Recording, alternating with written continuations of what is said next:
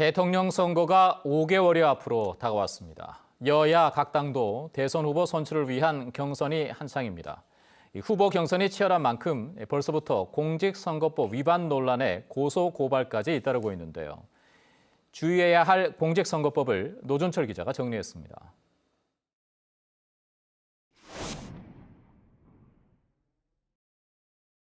최근 여야 할 것 없이 특정 후보 지지 선언이 뜨겁습니다.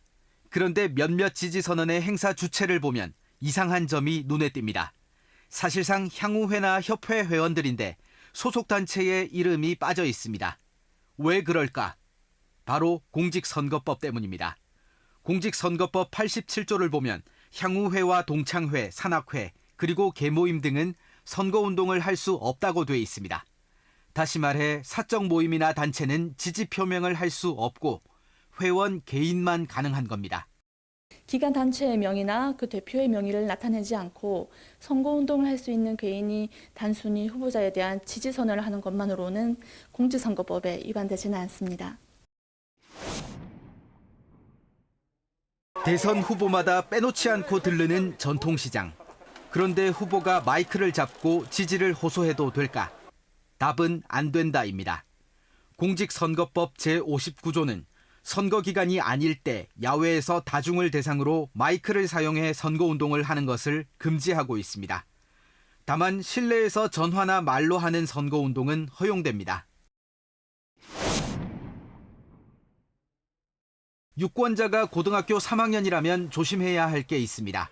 개정된 공직선거법 60조에 따라 고3 학생들도 투표권을 갖게 됐는데 만 18세 이하 미성년자, 즉 생일이 지나지 않은 고3 학생이 마이크를 잡고 연설했다가는 현행법 위반으로 처벌받습니다.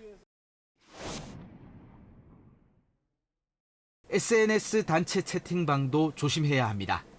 개인은 크게 문제되지 않지만 만약 공공기관 단체장이 특정 후보 지지글을 SNS 채팅방에 올리거나 공유했다가는 처벌받을 수 있습니다. 추석이 코앞입니다. 선거 6개월 전부터는 선거 구민에게 명절 인사 명목으로 과일과 선물 등 제공 행위가 금지됩니다. 특히 공직선거법뿐만 아니라 김명란법까지 적용받을 수 있으니 서로 조심하는 게 좋습니다.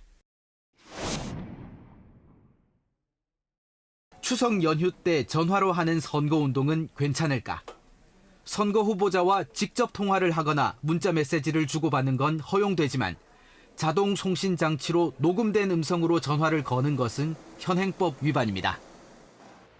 위법 행위가 발견되면 유권자 누구나 국번 없이 1390번으로 신고할 수 있고 신고자에게는 최고 5억 원의 포상금이 지급됩니다. KBS 뉴스 노준철입니다.